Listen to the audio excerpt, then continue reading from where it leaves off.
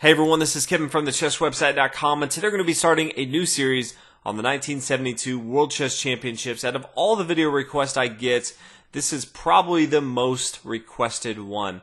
And for good measure, it was deemed the match of the century. We have the champion, Buddy Spassky, versus the challenger, Bobby Fischer. We have the Cold War going on, so the United States versus the Soviets.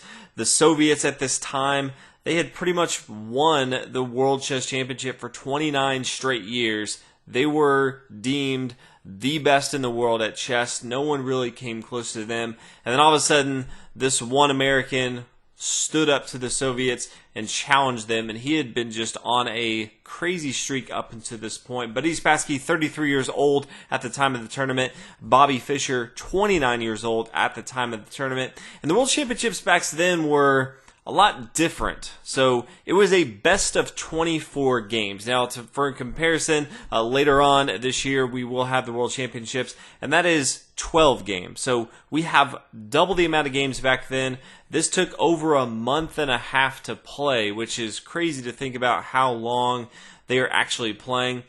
This was deemed the match of the century, and for good measure. To give you a little bit of background on how Bobby Fischer got there, he was the challenger, but he had to go through the candidates tournament, much like we do in today's chess. You go through that tournament, and he dominated that tournament. So his first two rounds, it's a little bit different nowadays, and then back then they actually had a tournament that you went through. You played one opponent. If you beat them, you went to the next opponent. His first two opponents, he beat 6-0. Now, if you're not too familiar with chess scoring, you get half a point for tying, you get 0 points for losing, you get a full point for winning. They alternate white and black, and he went 6-0, 6-0, which means in 12 straight matches alternating, his opponents, he's playing grandmasters, they didn't even draw a game. In the finals, he played Petrosian. Petrosian was the previous champion before Buddy Spassky, so he was at the top of his game, one of the strongest Soviets at the time, and he beat him 6.5 to 2.5. So coming in, Bobby Fischer was one of the hottest players. He actually had a higher rating than Buddy Spassky did at the time. Bobby Fischer was also a pretty interesting fellow. If you've seen any of the specials that have been on TV lately, he was kind of quirky. He also had really weird requests specifically for this tournament. He had specific chess pieces built for the tournament. He also had them remake the chessboard because he didn't like the chessboard that was built, which is just bizarre to me. He also didn't show up for the opening ceremony, which I didn't really think you could do that, especially with this big of an event, but he didn't even show up. So all in all, it was chaotic. You have the United States versus the Soviets. It's going to be a bloodbath, but we have a ton of games to cover. We will get started with the first one. In game number one, white's going to be played by the champion, Buddy Spassky, and Bobby Fischer is going to be playing the black pieces.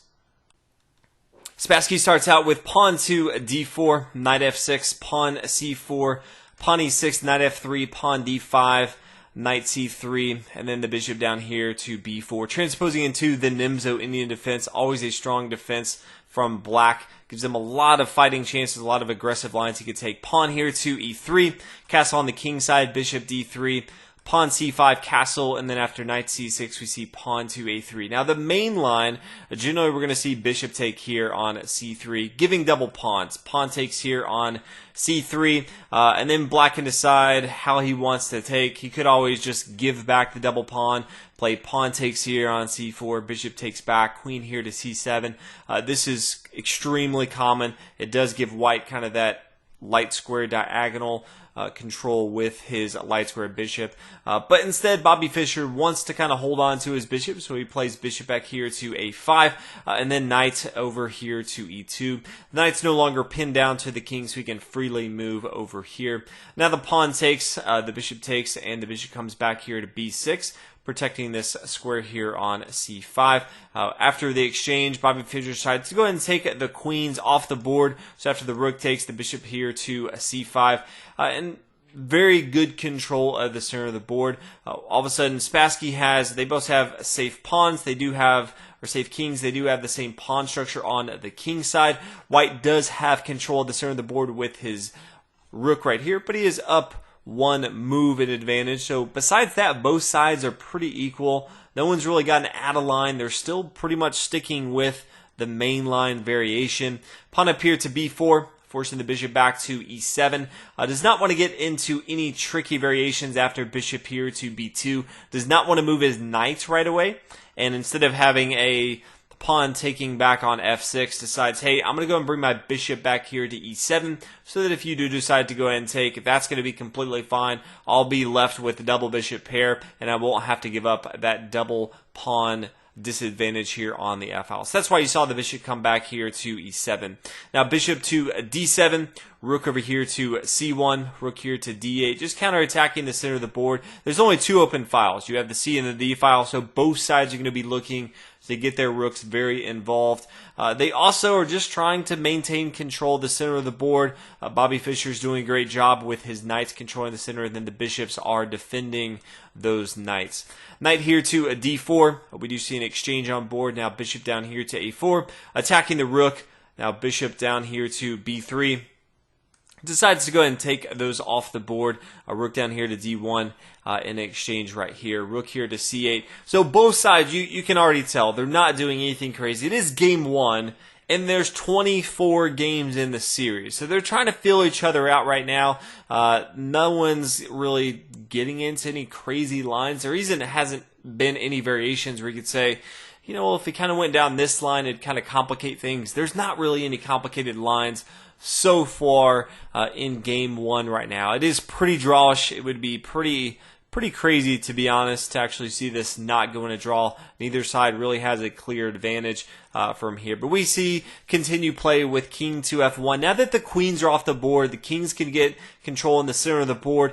Since the bishops are the same color, it's going to be even more difficult for one side to really control one of the colors and then kind of promote the pawns if they wanted to. But both sides are going to be looked to control the center of the board with their kings, get them involved as much as possible, and control as much of the board with their rooks. Rooks definitely don't want to be hanging out here on the A8 file or the H8 file. They want to be controlling all the files and these ranks as much as possible. So king here to f8, king up here to e2, knight down here to e4, rook over here to c1, just kind of stopping and getting the threat of rook down here to c2. It gets a little bit tricky. Then he's going to be forced to either move his king and lose a bishop, or play something like rook here to d2. Just doesn't want to have to deal with it. Knight here to d2 possibility, but then he's just playing straight defense. So decides to go and just bring over here rook to c1, and then after the exchange on board, it looks more and more likely that we'll just see a draw. From here, Bobby Fischer plays pawn to f6, knight a5, attacking the pawn here on b7. Knight comes back to defend that. King to d3, Spassky just centralizing his king. Bishop here to d8, knight back here to c4, and then we do see an exchange on board. And then pawn to b5. Not much that either side can do right here. This is pretty drawish. But fun fact about Bobby Fischer, if you don't know much about him, one, besides the fact that he's an interesting character to say the least, he also hates draws. He's definitely not the guy who, after 20 moves against a grandmaster, if it looks pretty drawish, he's going to shake his hand. He's going to be playing for the win. I see a lot of this in Magnus Carlsen. Magnus Carlsen always trying to grind down his opponents, playing these really long games, just psychologically trying to beat his opponent. Also, much like Magnus Carlsen, Bobby Fischer just feels like he's better than his opponents. And in the end game, in many respects, he was at that point. And so he definitely, even sometimes if it was not the best move, he would always try something just to see if he could beat his opponent. So that's exactly what Bobby Fischer does. He could have easily shaken his opponent's hand. Spassky would have snap called that right away and gotten the draw. That would have been a big confidence booster for Spassky, seeing as how Bobby Fischer's just beaten anyone, even with the black pieces lately. To go ahead and say that, hey, I can draw would be good. But Bobby Fischer plays bishop down here to h2, which is very interesting, because after g3, the bishop's kind of stuck. He's going to fall, and Bobby Fischer just kind of gives up that material. And it's not real clear exactly what he was expecting to do. You know, they were kind of looking at the fact that maybe he was expecting that, you know, after pawn to h5, king here to e2, pawn down here, h4, that you could see king f3, and then maybe pawn to h3, king to g4, bishop down here to g1. After the king takes, you can do the bishop take, but then after bishop to d2, no longer can he really escape. Maybe he thought that he could come to bishop to e1, and there would be an escape for him. But all in all, this did not happen. He saw this later on, as you could see, after pawn to h4 and the king came to f3, decided to go and play king to e7. He was not going to be able to escape with his bishop. So he decides, okay, second best from here, I need to go and get my king centralized. I am going to have a pawn advantage here, although I will be down my bishop. I do need to go ahead and start attacking with my pawn. So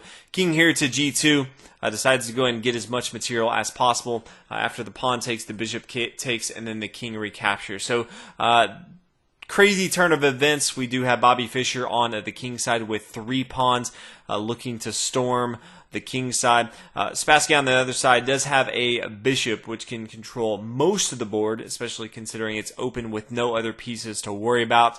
And he also has a very active piece in the king.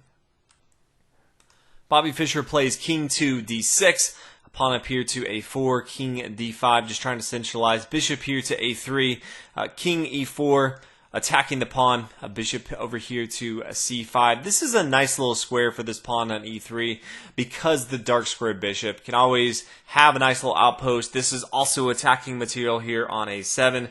So all in all, this is just going to be very good. Since it is being attacked, pawn here to a6, and then pawn up here to b6. There's no real reason for Spassky to have to do anything too crazy.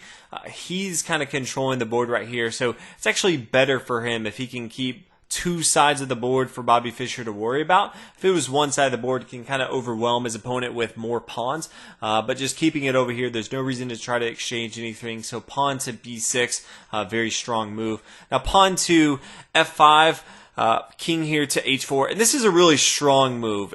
There's nothing really nice that Bobby Fischer can do in this particular spot. He decides to play pawn to f4, which is probably a mistake. But if you kind of look at it, there's just no great move. He could play pawn to g6, but then king to g5, just threatening to just start taking material.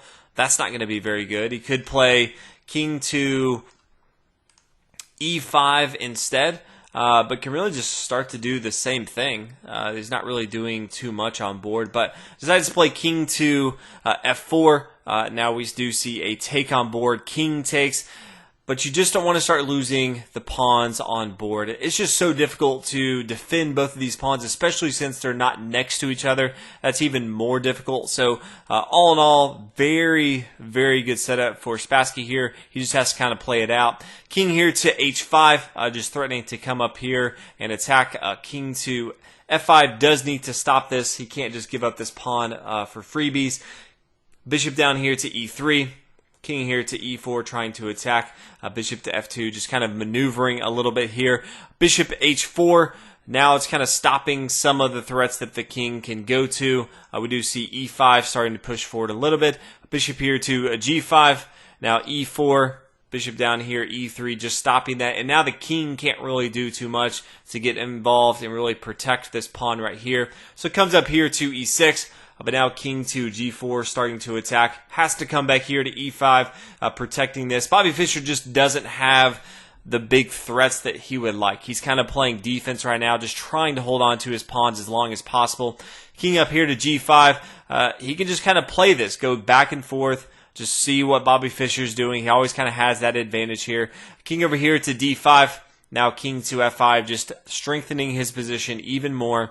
Pawn here to a5. Now bishop back here to f2. g5 decides to go and start to take material. King here to c4. King here to f5. And now after he takes, there's really nothing that Bobby Fischer can do. After the king takes, king up here to d5. King to b5. But then after king to d6, there's just no way to stop white here.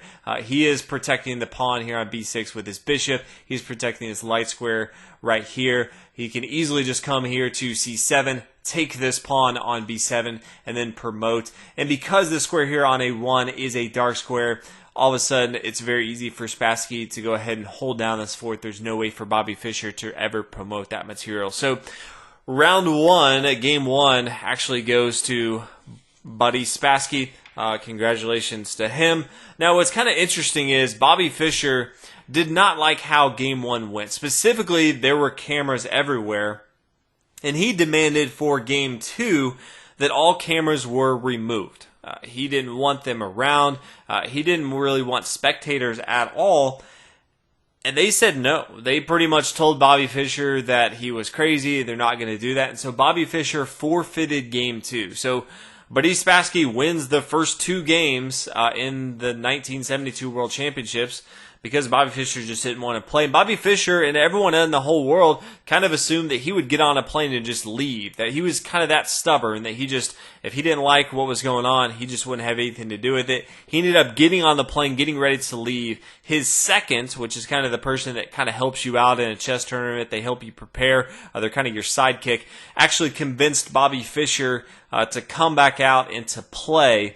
And so he actually got Spassky to agree to play from then on in a back room without the cameras and such. So going into round three, Bobby Fischer has a huge disadvantage, down 2 games, but psychologically he is kind of getting in Spassky's mind. So this is kind of the first video in the 1972 series. We will be going over every single game except for game 2 because Bobby Fischer just forfeit. So if you're one of the many that has requested this video series, hope you enjoy it. So many games to go over, but this is game 1. Buddy Spassky winning.